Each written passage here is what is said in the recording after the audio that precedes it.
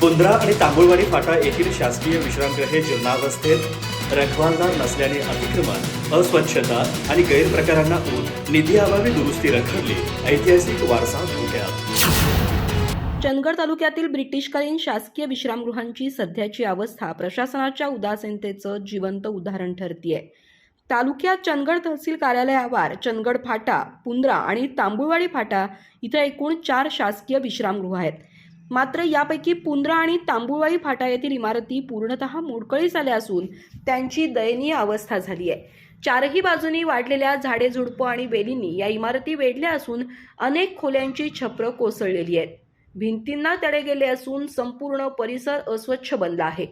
ऐतिहासिक आणि प्रशासकीय महत्त्व असलेल्या या इमारती आज उपेक्षेचे बळी ठरत आहेत।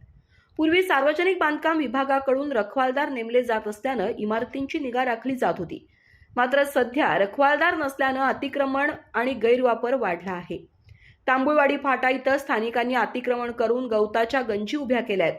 काही ठिकाणी भटक्या व्यक्तींनी आसरा घेतल्यानं परिसर अधिकच अस्वच्छ झालाय। मागील बाजूस मद्यप्राशन करणाऱ्यांचा वावर वाढल्यानं दारूच्या बाटल्यांचा खच पडलेला असून कायदा सुव्यवस्था आणि सुरक्षिततेचा गंभीर प्रश्न निर्माण झालाय।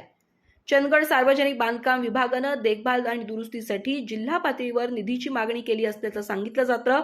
मात्र निधी मंजूर न झाल्यानं कामं रखडली आहेत।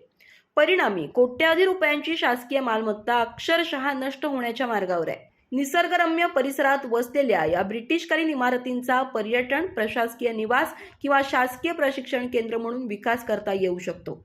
शासनानं तातडीनं हस्तक्षेप करून संरक्षण, दुरुस्ती आणि पुनर्विकासाचा आराखडा राबवावा अशी मागणी नागरिकांतून होतीये। खाजगी व्यवस्थापनाकडे हस्तांतरण करून महसूल मिळवण्याचा पर्यायही विचारात घ्यावा अशी सूचनाही पुढे येतेय।